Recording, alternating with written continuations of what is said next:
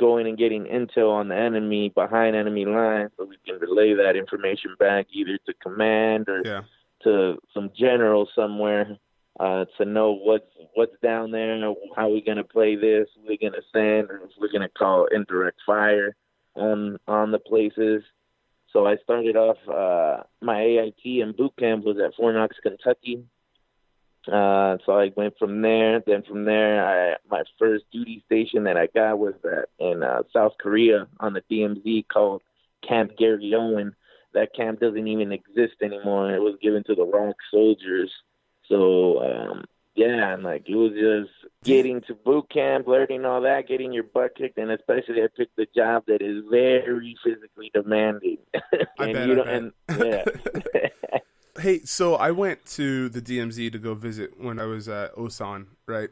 And and I don't know if you share the same sentiment, but when I was at the DMZ, I felt as you're looking across the rock and the sand, I felt people looking at me that just wanted me fucking dead. You know, like it's I explained to people that whole parallel is one of the most eerie and creepy places in the world because it's just pure animosity and death, and you know there's people on this side of a line that want you dead. Yeah, literally they're with the freaking the AR-15s, their AKs just hanging out in the bush, just pointing it at you, just blacked out. And did you see the guys with their all bloked out black glasses like aviators with their freaking their uniforms? I'm like, yeah, they just the animosity of the North and the South, how they look at each other, and right there on the DMZ, I'm like, it's just you feel the tension. Right? Okay. It's not these just guys they're ready to pull the trigger. If they get the order, like, hey, it's time, boom, they're gonna pull it. Yeah. That place is something else, man. And the fact that you can go up there and visit as a tourist, it's strange to me. So.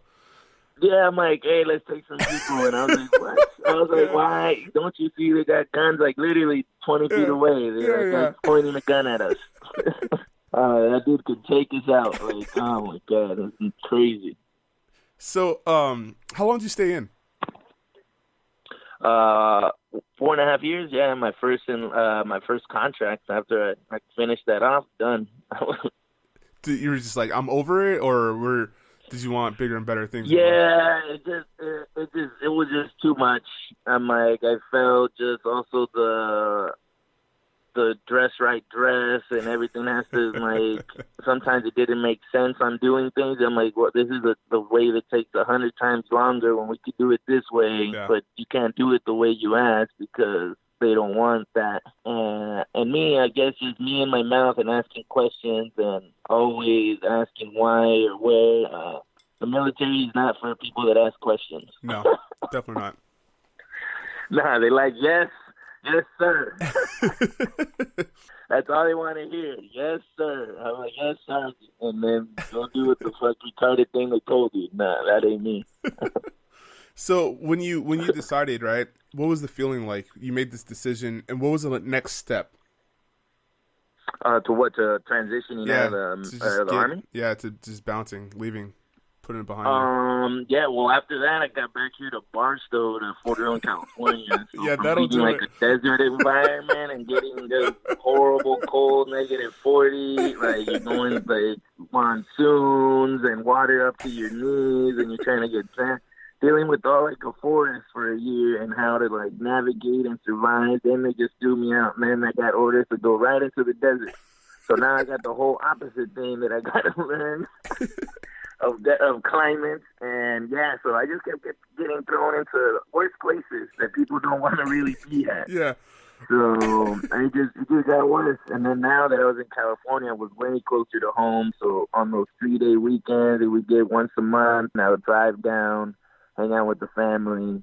And then I was, at the time, man, I was 20 years old, and just hanging out, coming to see my brothers because they were still going through their school. So me coming and just checking up on them and seeing what's needed at the house. I saw a different life. That I'm like, I don't want to stay in the military. I'm like, let me finish my time and get out and do something else. And when you get that last year, the recruiters start knocking. I'm like, you gonna re-enlist? You gonna re-enlist as specialist? It's funny because, like, realistically, I think that the military needs more people and more leaders like you.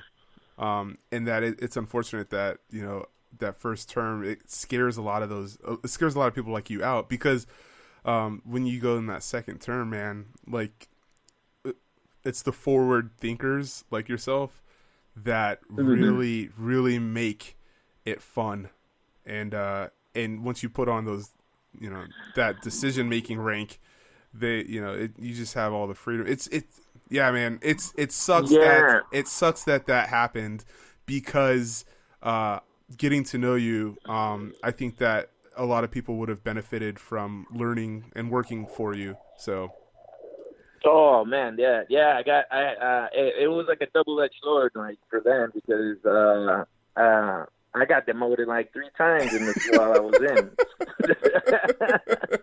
So my mouth didn't help me a lot, because Korea kind of broke me down, getting demoted out there, and just seeing how things rolled, especially with how the chain of command, how shit rolls downhill, and how things happen. Yeah. That I thought people would have your back, or these sergeants or these staff sergeants are supposed to have your back 100, even when the shit you do something stupid. Yeah. They're supposed to still take the hit with you. Yeah. But they didn't want to take the hit. They were out there running, saving their own asses, and I was like, oh, okay, so we got a bunch of hypocrites. Yeah. Up in this military, or my unit, my platoon. So I was like, man, I'm like, you guys just killed what you guys are trying to instill. Yeah. I don't trust none of you now. Now I'm going to give you the bare minimum, and now I'm going to go back into this little book called the Geneva Convention and our rules and regulations and read this, so I don't keep getting fucked over by you guys keep doing these things that I know you're not supposed to do to us, but I don't know the rules, so I'm just nodding my head and say, yes, Sergeant. Yeah. I'm tired of saying yes, Sergeant. Yeah.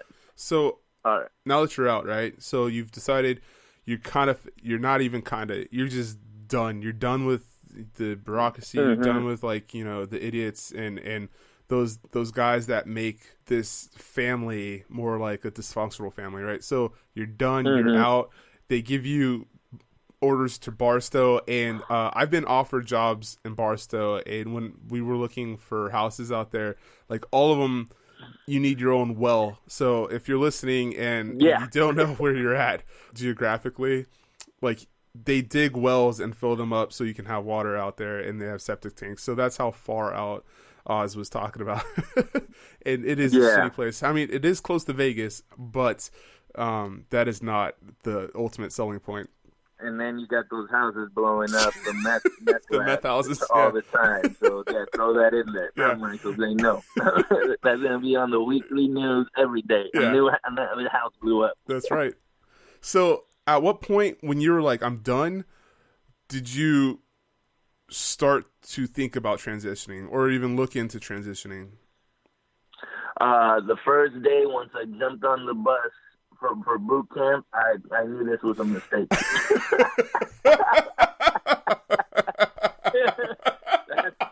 I remember that day vividly, man. The drive to Fort Knox. I got tears in my eyes. Okay. So from day one, you were already thinking about getting out. Yeah, that day kind of just, it was realization that this is real, and I was like, shit, I shouldn't have signed that paperwork. So, okay, even though like all the martial arts training and all the badassery that you kind of found yourself into, like going and learning all kind of minimum black ops stuff, recon and like the hand-to-hand combat, none of that like really kind of pulled you in? Not the hand-to-hand, like, because that was way better. At that time, they were barely trying to do, like, the MMA type of style and everything through boot camp. So most of the drill sergeants, really, they were novice. They were not good at doing hand-to-hand. Yeah. I'm like, they didn't want none of me. I was taking them out and cashing checks on that end. Yeah.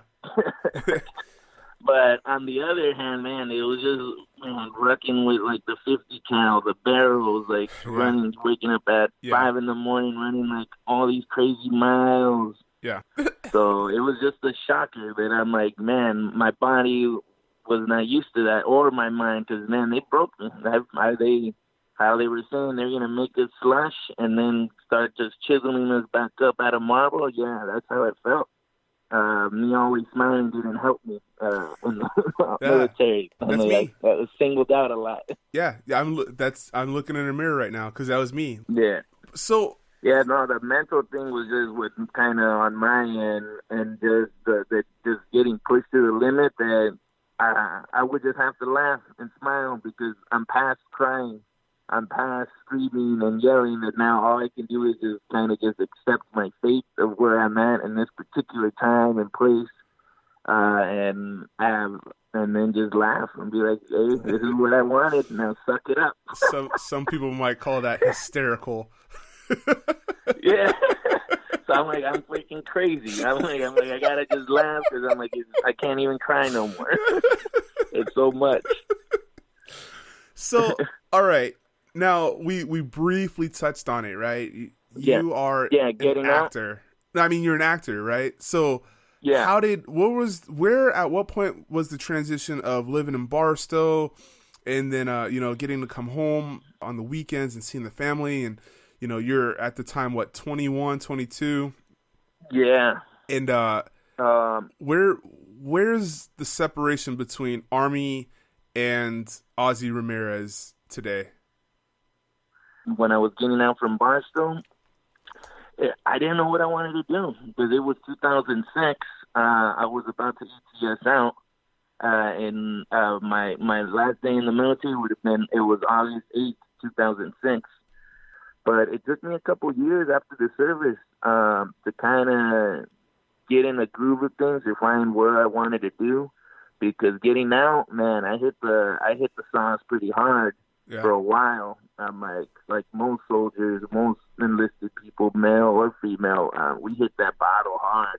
Yeah. Like for just different things we've seen, just emotions, just different things. It took me a while to break that habit because how long? I was drinking right when I got out. I was going out and drinking every day, 7 days a week for like a year and a half. Wow. I would say.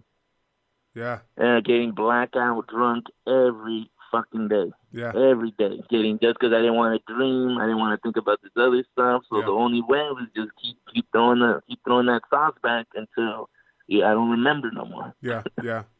How did you break that habit? So it took me. I slowed down a bit after I got one DUI. Did the whole process when DUIs weren't such a big deal. Yeah. And I finished that. Because I literally, when I got out of the service, not even like a couple months later, got like the first DUI. And even after I got it, going to the classes and everything, all I did was just that military mind. Say, okay, what did I fuck up on so they don't catch me again? And to continue drinking and driving. I'm like, because at the time there was no Uber, there's no Lyft, there's just yellow cabs. You know how horrible those guys are to try to get a hold of. And then I just had so much anger, so much animosity against my father that left me with all this responsibility, and then me joining the Army and seeing that I had way more responsibility on my back to try to finish this and not get a dishonorable discharge. Because I'm like, how am I going to come back to my family? I already have one failure, the head of the household that was supposed to keep this nice and tight. He didn't make it. He didn't make it to the goal line, so how can I come back and not make it to the goal line? I got to come all the way so I could come in with my head high and be able to just, who can talk shit? Nobody. I did it. I've done it. And I'm like, nobody can say nothing. I'm like, I did it 100 and more. That's incredible, man. So that's it. Yeah. I applaud you for that because, I have I've been out 7 years and I still have a lot of friends and some that have been on this podcast that have openly talked about their relationship with alcohol. And it's not an easy thing to. I mean, when I got out, man, I was like party mode for 3 months straight until